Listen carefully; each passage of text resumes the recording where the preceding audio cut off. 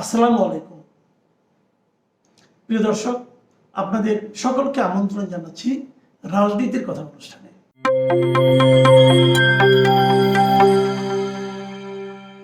যে আশঙ্কাটা মোটামুটি গত বেশ কয়েকদিন ধরে করা হচ্ছিল, বিভিন্ন মহলে আলোচিত হচ্ছিল, সেটাই যেন শেষ পর্যন্ত আমাদের উপর এসে চাপল 25শে মে বুধবার রাতে। আমাদের সময় 25শে মে বুধবার রাতে হঠাৎ করে আমরা যুক্তরাষ্ট্রের পররাষ্ট্রমন্ত্রী অ্যান্টনি ব্লিংকেনের একটা বক্তব্য থেকে পেলাম। তারা আমাদের উপর এক ধরনের ভিসা রেস্ট্রিকশন জারি করেছে। তারা অবশ্য ভদ্রভাবে বলেছে যে তারা বাংলাদেশের জন্য একটা নতুন ভিসা নীতি ঘোষণা করেছে। কেন হঠাৎ করে আমাদের মতো একটা দেশের জন্য নতুন করে একটা ভিসা নীতি ঘোষণা করতে হলো? সেটা করা হয়েছে এই কারণে যে তারা কারণটা উল্লেখ করেছে। তারা বলেছে যে বাংলাদেশে যেন অবাধ, সুষ্ঠু ও শান্তিপূর্ণ জাতীয় নির্বাচন অনুষ্ঠিত হয়, সে লক্ষ্যেই তারা এই ভিসা নীতিটা ঘোষণা করেছে। এর অর্থ হলো তারা কিছু কিছু লোককে আমেরিকায় যাওয়ার ভিসা দেবে না, এটা তারা বলে দিয়েছে। কাদেরকে দেবে না? যারা নাকি এই বাংলাদেশের একটা অবাধ, সুষ্ঠু ও শান্তিপূর্ণ জাতীয় নির্বাচন অনুষ্ঠানের ক্ষেত্রে বাধা হয়ে দাঁড়াবে, যাদের কারণে এরকম একটা সুষ্ঠু নির্বাচন হতে পারবে না। তাদের ভাষায় তারা কি বলেছে আমি একদম স্পষ্ট করে বলি। উনি বলেছেন যে, ব্লিংকেনের ভাষা আপনি শুনুন ভালো হবে কি বলেছে। উনি বলেছেন যে অবাধ ও সুষ্ঠু নির্বাচন প্রক্রিয়া এগিয়ে নিতে আমি আজকে একটি নতুন ভিসা নীতি ঘোষণা করছি। সেটা কি? এই নীতির অধীনে যুক্তরাষ্ট্র বাংলাদেশের গণতান্ত্রিক নির্বাচন প্রক্রিয়াকে বাধাগ্রস্ত করার জন্য দায়ী বা জড়িত বলে মনে করা যে কোনো বাংলাদেশি ব্যক্তির জন্য ভিসা প্রদানে বিধিনিষেধ আরোপে সক্ষম হবে। অর্থাৎ যারা বাংলাদেশে গণতান্ত্রিক নির্বাচন প্রক্রিয়াকে বাধাগ্রস্ত করবে তাদের ব্যাপারে তারা ভিসা নীতিটা প্রয়োগ করবে, মানে তাদেরকে ভিসা দেবে না। আরেকটা কথা তারা বলেছে, এটা সবচেয়ে গুরুত্বপূর্ণ কথা, যে এই বাধাগ্রস্ত করার সঙ্গে জড়িত বলে মনে করা, মানে যদি তারা মনে করে যে এই লোকটা বাংলাদেশে একটা স্বাভাবিক গণতান্ত্রিক নির্বাচন প্রক্রিয়াকে বাধাগ্রস্ত করছে, যে তারা মনে করলে হবে। কিন্তু আমি আপনার এখানে কিন্তু প্রমাণের কোনো প্রয়োজন নেই, তারা মনে করেছে, অতএব এনাফ। তারা যদি মনে করে যে এই লোকটা বাংলাদেশে একটা স্বাভাবিক গণতান্ত্রিক নির্বাচন প্রক্রিয়াকে বাধাগ্রস্ত করছে, তাহলে তারা তাকে আর ভিসা দেবে না।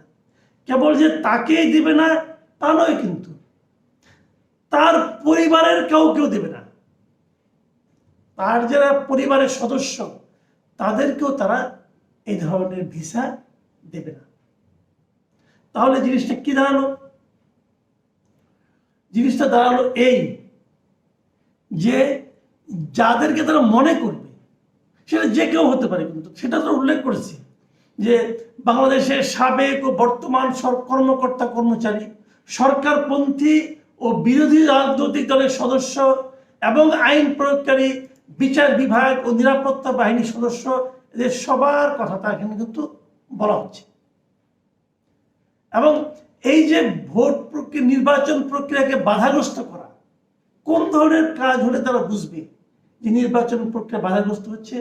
যেমন যদি তারা ভোট কারচুপি করে, যদি ভোটারদের ভয় দেখায়, যদি সহিংসতার মাধ্যমে জনগণের সংগঠিত হওয়ার স্বাধীনতাকে লঙ্ঘন করে, বাধাগ্রস্ত করে, অথবা যদি তারা শান্তিপূর্ণ সমাবেশের অধিকার প্রয়োগ করতে বাধা দেয়, মানে কেউ একটা মিটিং করবে, করতে দিবে না, যারা করতে দিবে না, সেটা সরকার দেখ, পুলিশ দেখ, যারা দিবে না, এদের কাউকে তারা ভিসা দেবে না। এবং আরো বলেছে কি, যে নানা রকম যেমন রাজনৈতিক দল, ভোটার, সুশীল সমাজ, গণমাধ্যম কর্মী, তাদেরকে তাদের মতামত প্রচার করা থেকে বিরত রাখার জন্য যদি বিভিন্ন প্রক্রিয়ায় ব্যবস্থা নেয়, তাহলে তাদেরকেও তারা ভিসা দেবে না। তাহলে দাঁড়ালোটা কি? এটা কিন্তু একটা ভয়ঙ্কর ব্যাপার। আশঙ্কা হচ্ছিল, অনেকে বলছিল যে এটার আগামীতে আরো কোনো স্যাংশন আসছে কিনা। তারা কোনো স্যাংশন দেয়নি, কিন্তু তারা যে ভিসার নীতিটা ঘোষণা করেছে এটা কিন্তু স্যাংশনের চেয়েও বেশি বলে আমার কাছে মনে হচ্ছে। এবং এই যে তারা ক্যাটাগরিগুলো উল্লেখ করেছে, এই ক্যাটাগরির মধ্যে দেখেন একটা কথা আমি বলি ফাঁকে, যে এটা ঘোষণা করার পর সরকারের প্রতিক্রিয়া পাওয়া গেছে কিছু। তারা বলেছে তারা এটা নিয়ে চিন্তিত না, এটা তাদের জন্য কোনো সমস্যা না, কারণ তারা তো একটা নির্ভেজাল এবং অবাধ সুষ্ঠু নির্বাচন করতে যাচ্ছে, করবে, এটা তাদের কোনো মাথা ব্যথা নাই। আমাদের নির্বাচন কমিশনের একজন কমিশনার উনি বলেছে এটা দুই দেশের মধ্যে ব্যাপার, আমাদের কোনো সমস্যা নাই, আমরা একটা ভালো নির্বাচন করব। আওয়ামী লীগের একজন লিডারকে দেখলাম বলতে দেখলাম এটা দিয়ে বিএনপির আতঙ্কিত হওয়ার ব্যাপার আছে, তাদের কোনো আতঙ্কিত হওয়ার ব্যাপার নাই, কারণ বিএনপি তারা একটা নির্বাচন, আওয়ামী লীগ একটা নির্বাচন করতে চায়, সরকার একটা নির্বাচন করতে চায়, বিএনপি সেই নির্বাচনে বাধা দিতে চায়, অতএব এটা একজন আতঙ্কিত হবে বিএনপি। সবই কিন্তু সঠিক, সবই কিন্তু সঠিক, যুক্তির দিক দিয়ে কোনোটাই ক্রমশ কম নয়। কিন্তু প্রশ্ন হচ্ছে এই যুক্তি উপস্থাপন করার সুযোগই তো আপনাকে তারা দিবে না। তারা তো বলে দিয়েছে যে তারা যেটাকে মনে করবে সেটাই হবে।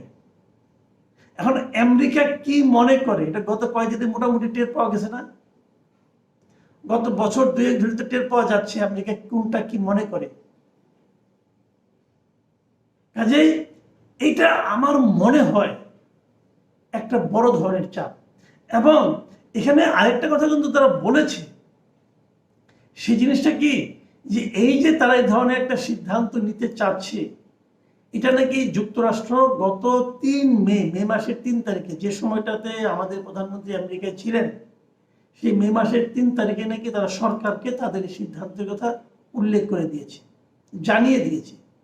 তার মানে আমেরিকা থেকে ফিরে আসার পর আমাদের মন্ত্রীরা এবং আমাদের প্রধানমন্ত্রী যে আমেরিকা বিরোধী বক্তব্য দিচ্ছিলেন বেশ জোরে সোরে, তার কারণটা কিন্তু মোটামুটি এখন ধরা যাচ্ছে।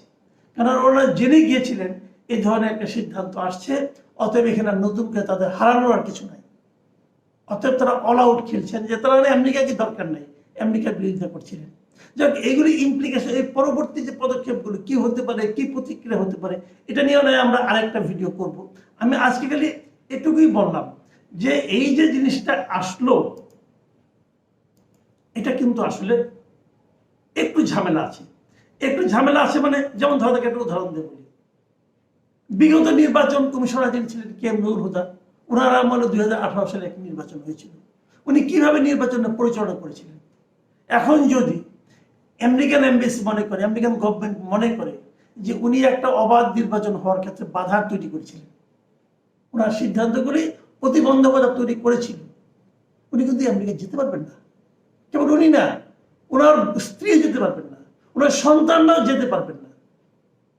তার মানে এই অজুহাতে অথবা এই কারণে আমেরিকা কিন্তু অনেক বড় বড় রথী মহারথী ভিসা আটকে দেবে। যারা অলরেডি আমেরিকাতে এক পা দিয়ে রেখেছেন, আছে না আমাদের অনেকে ওখানে সম্পদ পাঠিয়েছেন, অমুক করেছেন তমুক করেছেন, যারা পাঠিয়েছেন তাদের কিন্তু আমেরিকা যাওয়া মোটামুটি একটু জটিল হয়ে যাচ্ছে। আগের বার 7 জন ব্যক্তির উপর এরকম নিষেধাজ্ঞা ছিল, এইবার তো কতজনের উপর কে জানে। ওই যে একটা কথা আছে না, পুলিশের মামলা করে 7 জন আসামি এবং আরো 50 জন যাদের দেখলে চিনবে এরকম। এখন কিন্তু ওই যে আরো 50 জনের ফর্মুলায় পড়ে গেছে। একটা মিটিং পুলিশ করতে দিবে না, পুলিশের হয়তো মেট্রোপলিটন পুলিশের কাছ থেকে অনুমতি দিল না তারা করতে, দেখা গেল তাদের উপরে এটা প্রযোজ্য হয়ে গেল। আরো যে কি হবে এগুলো নিয়ে আমরা আরো আগামীতে হয়তো আলোচনা করবো ডিটেলে, আজকে বেশি লম্বা হয়ে যাচ্ছে। প্রিয় দর্শক, আজ এ পর্যন্তই। ভালো থাকবেন আপনারা। আল্লাহ হাফেজ।